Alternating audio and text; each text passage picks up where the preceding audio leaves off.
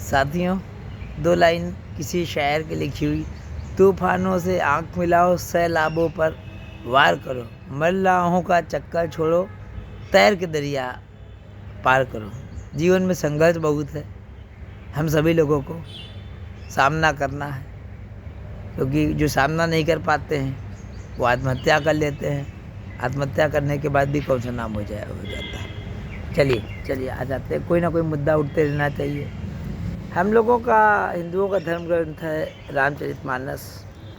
रामचरितमानस में एक मर्यादा पुरुषोत्तम राम का ही उल्लेख है, और एक घटना कहीं ना कहीं आज तक कोई जस्टिफाई नहीं कर पाया है, जो भगवान राम ने लास्ट में सीता को जो है जंगल में छुड़वा दिया था। लक्ष्मण से कहा जाओ सीता जी को छोड़ आओ।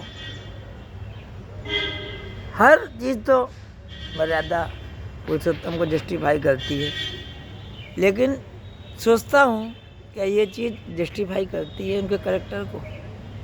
कहीं ना कहीं थोड़ा सा निगेटिवनेस पैदा करती है। खैर चलिए आते हैं आज मुद्दे पर। आज भी समाज में घटनाएं हो जाती हैं, देश में अक्सर कांड होते रहते हैं, डेली रेप कांड होते रहते हैं, या और भी गलतियां होती रहती हैं। तो हमारा जो समाज है ना, ये नहीं देखता कि जो कमज़ोर है, जिससे गलती हो गई है, उससे सुधारने का उपाय करें। उलट इसके विपरीत, अगर कोई जेंट्स गलती करता है तो जेंट्स गलती करता है तो उसका तो क्षमा कर दिया जाता है, लेकिन वही कोई महिला गलती करती है तो समाज इतना दबाव डाल देता है कि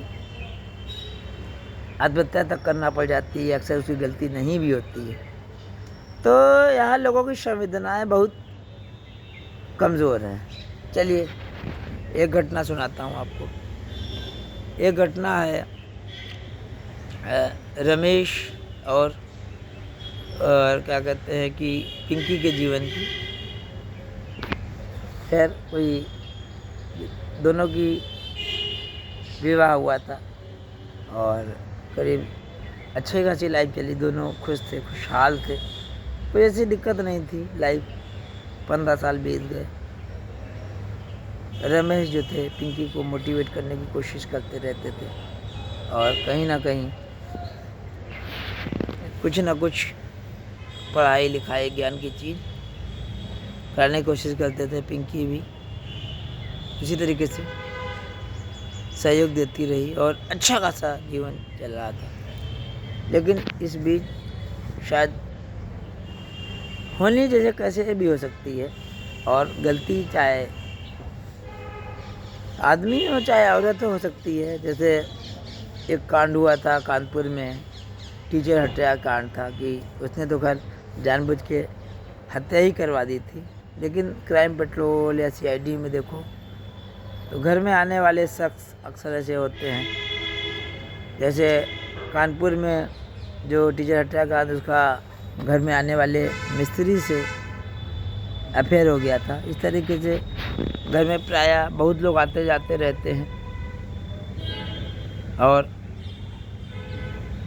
ऐसे ऐसे लोग भी आते हैं नटवर लाल टाइप के, जो लेडीज़ को डोमिनेट कर लेते हैं, क्योंकि लेडीज़ का हृदय थोड़ा संवेदना वाला होता है। तो समाज में जितने पाखंडी होते हैं, आसाराम बापू, सतपाल जी महाराज, जो आए दिन गली कूचे में नए नए महात्मा निकलते हैं, जो लेडीज़ को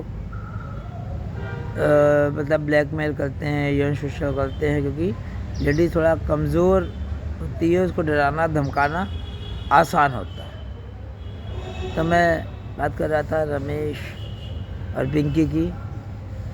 तो घर में एक टीचर आता था बच्चे को पढ़ाने के लिए। रमेश के बच्चा था छोटा, करीब 12 साल का, ट्यूशन लगा रखा था। अब टीचर जो आता था, तो चूँकि ज़ाहिर सी बात है रमेश बाहर दुकान पे काम करते थे, तो वहीं चले जाते थे। घर में क्या हो रहा है नहीं मालूम है, लेकिन वो ऐसे जो लोग होते हैं कहीं ना कहीं प्रोफेशनल होते हैं। जैसे इंदिरा गांधी को उनके बॉडीगार्डों ने गोली मार दी, अब इंदिरा गांधी की क्या गलती थी। तो इसी तरीके से ये लोग भी रेगुलर कोई आ रहा है 1 दिन 2 दिन 3 दिन 4 दिन, जिसका उद्देश्य अलग हो गया तो सफलता कर लेता है। खैर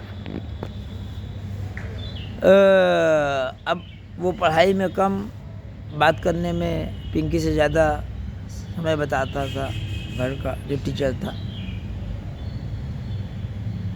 होते होते अब थोड़ा बहुत लेडीज़ भी अट्रैक्ट हो ही जाती है। उड़ते उड़ते ये खबर रमेश के कानों में पड़ी। रमेश को समझ में आ गया था कि मामला जो है गंभीर है, इसको अच्छे से हल करना पड़ेगा, नहीं तो समस्या पैदा हो जाएगी। और पूरा क्योंकि ऐसी घटनाएं जो है बहुत ज़्यादा चर्चा में हो जाती हैं। पड़ोसियों और बेसिकली परपंची टाइप की महिलाएं हैं, उनको ये नहीं मालूम रहता है कि पड़ोस में अगर किसी की लड़की भूखी है ये नहीं मालूम पड़ता, लेकिन लड़की किसके साथ भागी है वो सबको मालूम रहता है। तो होते होते जब खबर हो गई तो बहुत ज़्यादा ये हो गई, तो ये कलंक लग जाता है। और अक्सर जेंट्स जो है सामाजिक दबाव के आगे छोड़ देते हैं। रमेश को नहीं समझ में आ रहा था कि क्या किया जाए। उसके रमेश के सभी रिश्तेदार उसके ऊपर दबाव डाल रहे थे कि इतना बड़ा कलंक लगा दिया, छोड़ दो लड़की को, जाकर मायके छाड़ा और रखने की ज़रूरत नहीं।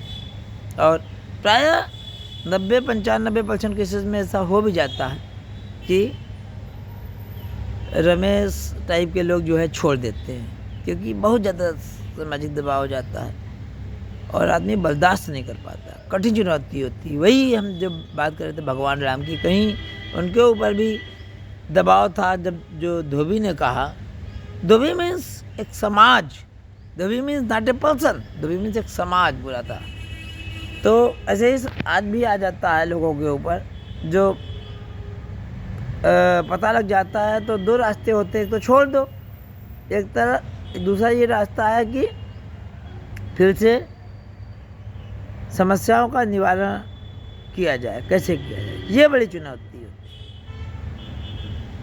अब भाई 2 रास्ते हैं, अगर आदमी ने छोड़ दिया तो दुर्गति भी तो बच्चों की होनी है। फिर ये समाज क्या बच्चों को संभालने के लिए आएगा? नहीं आएगा ना।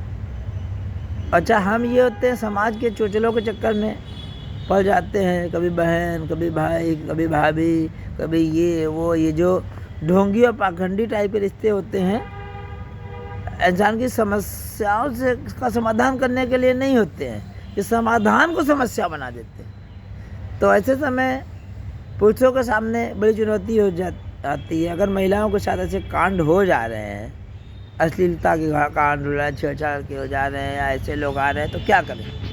तो समाज का जो है ना, जो है ये जो है सहयोग ना देना और लड़की को दबाना, अक्सर लड़कियां आत्महत्या भी कर लेती हैं, डिप्रेशन का शिकार हो जाती हैं। तो खैर रमेश ने ये फैसला किया कि वो जो है सामना करेगा। पत्नी ने उसके साथ 7 फेरे लिए हैं। 7 जन्मों का जो रिश्ता कहा जाता है, वो तुरंत छोड़ देने का मतलब क्या होगा? कौन सा 7 जन्म? तो फिर बेकार का बेईमानी हो गया था, तो ढोंग हो गया। फिर का पंडित ने कुंडली मिलाई, फलाने मिलाया, धमाके मिलाए, सबसे क्या मतलब है भाई? खैर उसने कहा सामना करेंगे। पत्नी की हालत बहुत ख़राब थी, मेंटली डिप्रेशन में चली गई। खैर उसने लगातार जो है ना कहा इलाज कराएंगे, और जिस वजह से समस्या उत्पन्न हो रही थी उसका भी इलाज किया। और कहा, लेकिन मझधार में पत्नी को छोड़ेंगे नहीं, चाहे जितना भी समाज कोई कुछ कहे, और जीवन भर साथ निभाएंगे। हस्बैंड वाइफ का मतलब यही होता है। एक ही साइकिल के दो पहिए होते हैं। हाँ, ये है कि एक पहिया मान लीजिए कुछ देर के लिए पंचर हो रहा है, तो पंचर ठीक कराया जाएगा भाई। तो ये है, यही है ना। और फिर एक बड़ी परीक्षा होती है, भगवान परीक्षा ले रहा है, आप पास होते हैं कि नहीं होते हैं। अगर आप पत्नी को मायके में छोड़ आए हो, कहा तलाक दे दिया, तो क्या मतलब, आप कौन सी परीक्षा में पास हुए? तो 7 जन्मों वाली परीक्षा में आप फेल हो गए, और इसका दुष्प्रभाव बच्चों पर और कहीं ना कहीं चित्त पर पड़ेगा ही पड़ेगा। तो सामाजिक जो दबाव है ना, जो लड़की के ऊपर कलंक लगने पर, लड़के के ऊपर अगर कलंक लगता है तो आदमी छुपा लेता है। जब लड़का के ऊपर कलंक लगता है तो कहते हैं लोग कि लड़के की शादी कर दो, लड़का सुधर जाएगा।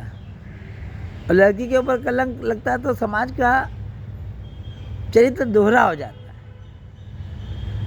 तो ये भी बहुत बड़ा प्रश्न है। हर साल कितनी भी लड़कियां लोक लाज के भय से आत्महत्या कर लेती हैं। अगर किसी लड़की के साथ रेप हो गया है, कुछ हो गया है, तो वो बेचारी क्या करे? इस मुद्दे पर समाज को सोचना होगा।